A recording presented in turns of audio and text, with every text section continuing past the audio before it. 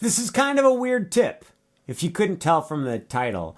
This is more of an editorial kind of thing. I don't have like a specific tip for you. It's more like, I want to talk about things. Are you willing to listen? Great, thanks. A few months ago, I chopped the tip of my finger off. It wasn't that much. It was just like a couple millimeters, but there was a lot of blood, like so much blood. It was quite horrifying. I wrapped it up in a bandage. I held it above my head. I went and walked around my neighborhood with my hand held above my head for about an hour because I don't know.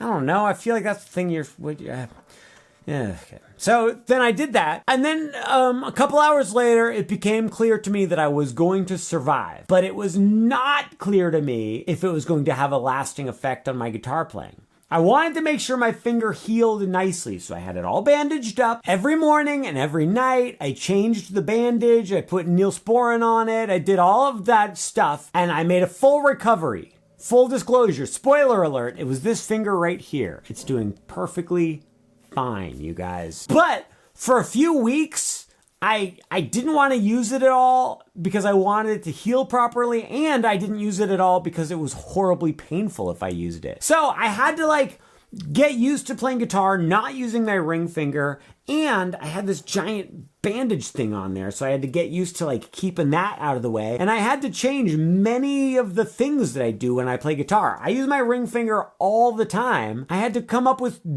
different options for every time that I used to use my ring finger, and here's what I'm going to say. After a few days, it was like no problem at all. Like, I mean, it was annoying. I wished that I could use my ring finger, but it didn't really affect my playing at all. Once like the initial throbbing in my finger had died down, it was pretty normal. And then I was thinking about Django Reinhardt, Ritchie Blackmore. These are guitar players who lost use of part or all of their digits.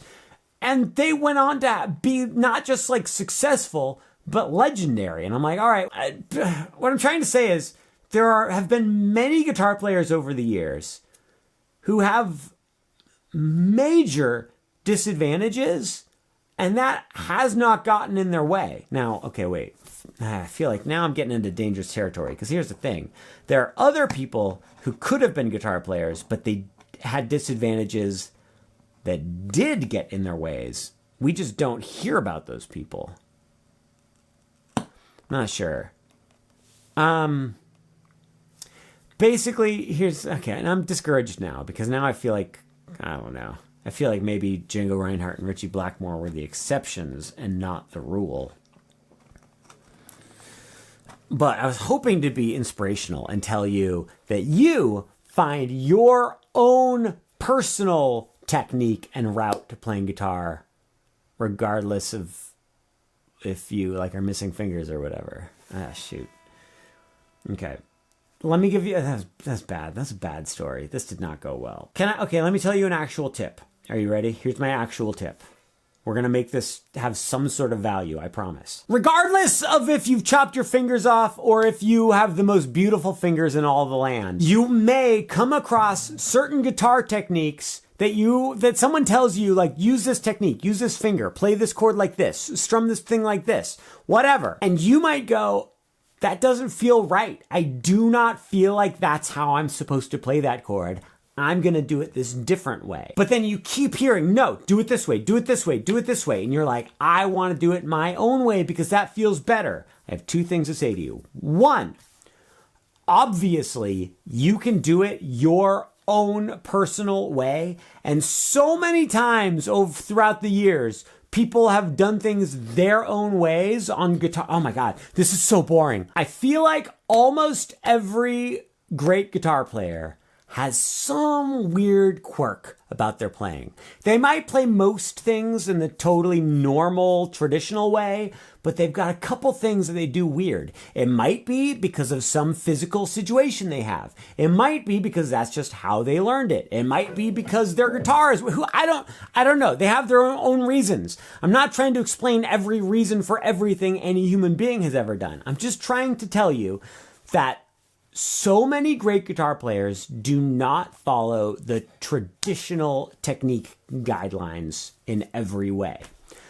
Therefore, you have every right to not follow the traditional technique guidelines. How many times has this happened to you? You're trying to play something, a chord, and there's a specific way you like to play it, but then everybody online tells you, nope, you got to use this finger, you got to do this thing. I do that all the time. I'm telling you what fingers to use every single day of my life. Literally every day of my life, I tell you what fingers to use. I'm just like, I had so many things to say, and then I just got so bored, and I really hoped I had more banana, but there's no more banana left. Here's the tip. Oh my God. Oh my God. Oh my God. Here's the tip. You can play things however you want to play them, no matter what all the method books and guitar teachers say.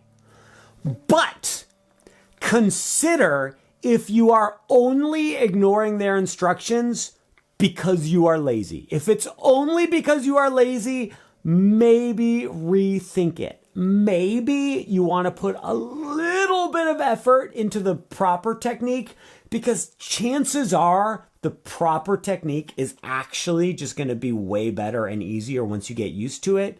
You're just in the moment, you're going like, ugh, that's frustrating. I don't want to do it. Can't I hold my guitar on my lap like this and play with my thumb? I'm sorry. I got a little nasty today. I just didn't have this tip fleshed out. And blood.